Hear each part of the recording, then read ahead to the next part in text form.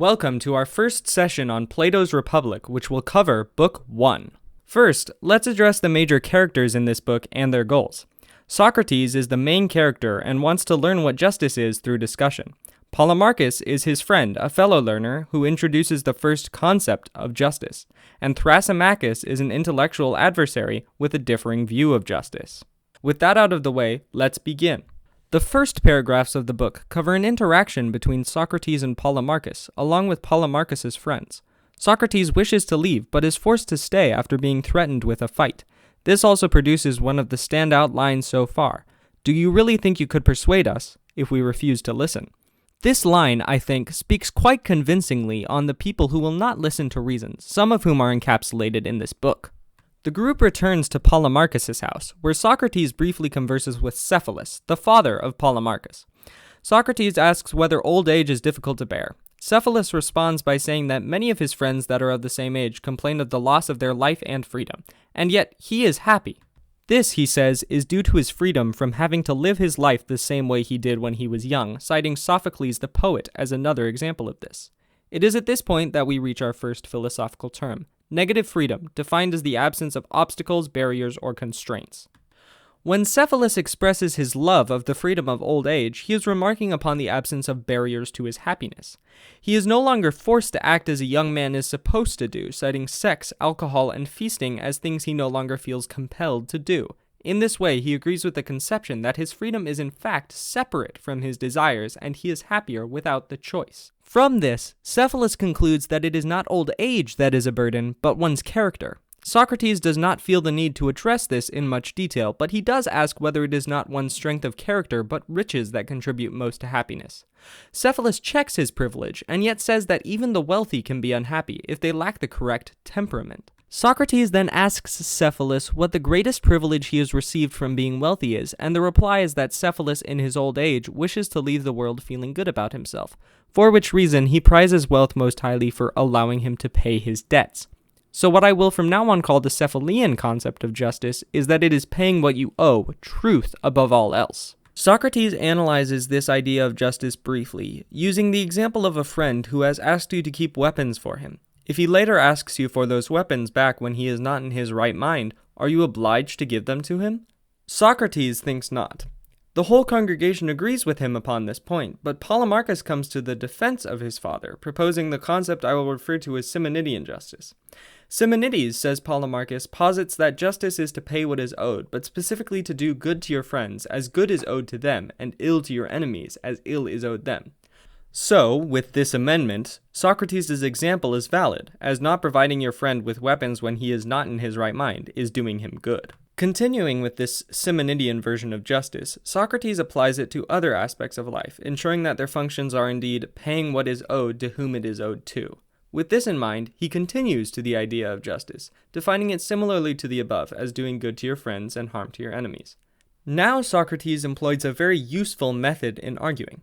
When someone asks a question, Socrates asks 3 different questions that demonstrate a conclusive answer to the original. For example, when is justice useful? First, he establishes that justice of the Simonidian conception is most applicable during war and alliances. With this in mind, he proceeds to ask, when one is not sick, one does not need a doctor. No. When one is not at sea, one does not need a ship's captain. No. Therefore, when one is not at war or making an alliance, one does not need justice. I want to point out that if you intend to employ this technique, it does not do well at defending assertions, only answering questions and dismantling positive claims. Polemarchus objects despite the method being clear because this makes no intuitive sense. How can justice be useless in times of peace? Socrates asks what justice is therefore useful for during peacetime, to which the response is contracts. And so, Socrates sets about establishing exactly what Polemarchus means, finding that the just man is useful for partnerships involving the safety of money and other things. From this, the application is that when something needs to be kept safe, the just man is the best for the job. Socrates then makes the shocking statement that if justice is useful only when other things are useless, then perhaps it is not much use at all. He proceeds to explain by way of a fighting analogy that the man who is best at avoiding something is also best at committing it. Therefore, the just man must be a very adept thief if he can keep things so safe. Socrates now embarks on a different line of questioning, that of human error. His initial idea is that humans are not infallible, and that they have certain flaws that should be taken into account when considering justice. For example, are our friends always good and our enemies always bad? The obvious answer is no, humans make mistakes. So, Simonidian justice is perhaps not the best conception of justice if it permits harm to good and just people. Socrates then proposes an amendment to Simonidian justice, saying that it can be expressed as treating the just well and the unjust poorly. This I will call Polemarchian justice, and the difference between this and the Simonidian conception is the qualifier of being good as opposed to simply being a friend. With this in mind, Socrates sets about redefining friend as one who appears to be good and is, and enemy as one who appears to be bad and is. However, one who appears to be good and is not is no friend, and one who appears to be bad and is not is no enemy. Socrates now follows a related topic. Is it just to do harm at all? His reasoning is that anything treated badly will become worse. For example, a horse treated badly becomes worse, not in the way that we measure dogs, but in the way we measure horses. This last part, about how we measure excellence, is integral, as Socrates puts forward the idea that justice is a measure of human excellence. He then points out that one cannot become unmusical by being around musicians, or worsen at horsemanship by being around a horseman. How then can the just man harm people and make them more unjust? So what I will tentatively call the first iteration of Socratic justice is that the just man does no harm to anyone under any circumstances.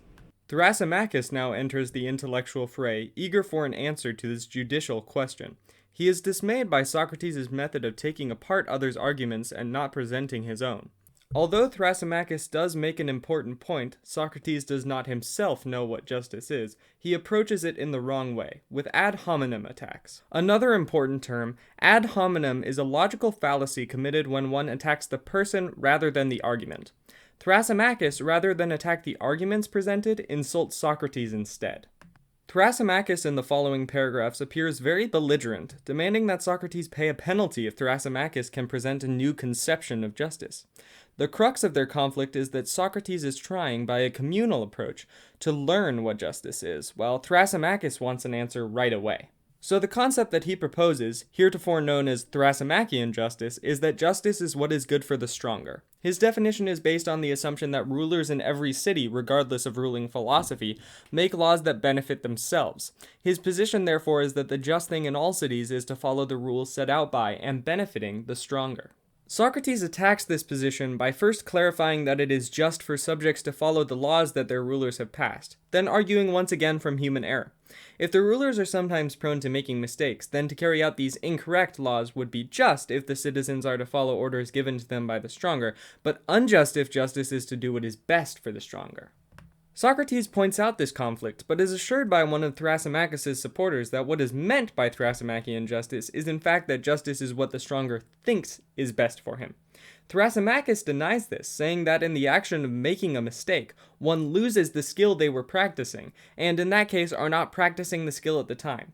So the phrase, "the doctor made a mistake," should instead say, "for a time the doctor ceased to be a doctor and practiced medicine irrationally and incapably." This done, he doubles down on the first definition of Thrasymachian justice, that it is what is best for the stronger. Socrates now undertakes the task of proving that Thrasymachian justice is flawed. To do this, he asks what the use of medicine is, to which Socrates says the answer is to perfect the body. From this, he extrapolates that there are some arts or skills which care for things beneath them, but that there are many skills, like medicine, which need no higher skill to think about what is good for it. E.g., medicine perfects the body. From this, Socrates argues that each skill thinks about the good for what is under its control. Therefore, the strong, the authority, exercise justice when they seek the good for the weaker, the subjects. Thrasymachus, following this, takes a different tack, comparing the ruler to a shepherd and the people to sheep. In this case, we understand that justice is good for someone else and entails harm to oneself. His example is the duty that is owed to a ruler of a city. The just subject follows these laws and benefits someone else at the cost of his own freedom, harming himself. But the unjust man does not follow these laws, enriching himself at the cost of others. Thrasymachus has now almost accepted Socratic justice, but also raises the most interesting question thus far. Why be just? It's a compelling question. Why be just? What makes justice good or profitable? Thrasymachus lists numerous examples in which the just man is worse off than the unjust man, including business contracts, taxes, and the abuse of political office. He defines the unjust man for us as one who has the ability to be selfish on a large scale. He even puts forward the idea that the unjust man is happier because of his ability to seize things for himself and grow his material possessions. He goes so far as to say that the world is afraid of experiencing injustice, and that is why they condemn it, despite it being the best way to live. So, how will Socrates refute this argument? Well, he begins with the sheep and shepherd analogy. He redefines the shepherd as one who looks after the flock. If he wished to sell the sheep, he'd be a businessman. If he wished to eat them, a diner. He proceeds to argue that the intended usage and purpose of skills is the important thing to address, saying that the intended purpose of medicine is health, and the intended purpose of seamanship is safety at sea. He demonstrates that the art of earning a living, that is, making money from a skill, is for the purpose of payment. He then proceeds to state that each person practices the art of earning a living as well as the other skill that they practice, because the art of medicine does not bring payment, it is the art of earning a living that does that. Therefore, the practitioner receives no benefit from his own skill, and yet provides benefit to those beneath him when he works for nothing. This means that for each skill, the good is for the weaker, not the stronger. That is why payment is prescribed for medicine or ruling, because they do what is best for what is under their control. Socrates then explains that rulers are paid in ruling by money, prestige, or the consequences of not ruling. Questioned about this, he explains that ambition and greed are negative traits, and so the good man will not ask for money or power, but he is convinced to take political office because if he does not, someone worse will rule. This is in keeping with ancient Greek and Roman stories, which often prize most highly rulers like Cincinnatus, who never wanted to rule. The natural conclusion is that were everyone perfectly good, no one would wish to rule. The added responsibilities would be too great, as well as the fact that people would prefer to have good done to them rather than do good to others. Now Socrates addresses the main thrust of Thrasymachus' argument, whether the life of the unjust is better than the life of the just. He begins by asking Thrasymachus whether justice is a virtue and injustice a vice, but Thrasymachus says no. His claim is that justice is a vice and injustice a virtue. In keeping with this, Socrates confirms that what is meant by this is that the unjust are wise and good people. So, with his work more difficult, Socrates establishes an interesting comparison, the respective desires of the just and unjust man. The just man, they agree, would attempt to outdo only the unjust, while the unjust would try to outdo everyone. The just man will only try to defeat what is unlike him, while the unjust attempts to defeat both what is like and what is unlike him. Socrates now brings this whole thread into focus by saying that the unjust man, wise and good according to Thrasymachus, is also like the wise and good. But one who is good at, for example, music, has knowledge of music, and one who is bad has no knowledge of it. The musician never attempts to outdo another musician, only the non-musician. But the ignorant person would try to defeat the knowledgeable person due to his ignorance. In this way, the just, who only outdo what they are unlike, are good and wise, and injustice must, following this, be bad and ignorant. Finally, Socrates addresses injustice as a powerful force. The city that most desires conquest is the most unjust and the most powerful. However, due to the previous argument, a city could not achieve power without some necessary wisdom, entailing the use of justice in the acquisition of power. The extension and proof of this lies in the group of thieves, who, were they to behave unjustly towards each other, would never accomplish anything. The phrase, honor among thieves, springs to mind, and Socrates says that this is due to injustice causing dissent, while justice breeds cooperation. On the large scale, Socrates offers numerous examples of this, concluding that injustice leads to inaction when groups of people try to work together. Unfortunately, he then commits the fallacy of division, which is when one applies to a part the attributes of the whole. Socrates' mistake is saying that the perfectly unjust man would be inactive, which he offers no evidence to prove, simply inducting it via division. Despite this, his following arguments are sound, saying that the unjust man is the enemy of the just, and that if the gods are just, the unjust man is therefore against the gods as well. This and his following argument are not particularly relevant to the main idea of the work, but are at the least interesting. His next argument follows from his fallacious assumption that the unjust man is completely inactive, and states that he therefore acts in a state of semi-injustice. Socrates' final argument concerns that of the happier and better lifestyle, just or unjust, beginning by stating that each item has a function and an excellence. For example, the eyes are made to see and excel at their function. Socrates explains that without the excellence of their function, they perform that function poorly. The eyes are blind, and the dull knife does not cut. The soul, says Socrates, also has a function, which is living, and that its excellence is required to live a good life. Having earlier concluded that justice is a human excellence when debating Polemarchian justice, Socrates therefore says that to lead a successful life one must necessarily be just. Excellently so, for the soul to properly perform its function of living. That concludes the first book of the Republic, where Socrates reasons that a requirement of living a successful life is justice, but he still does not know whether justice is a virtue and whether or not it causes a happier life than injustice. Join us next time for the Republic Book 2, which will cover the famous Ring of Gyges analogy, and if you want to help out the channel, please consider liking and subscribing.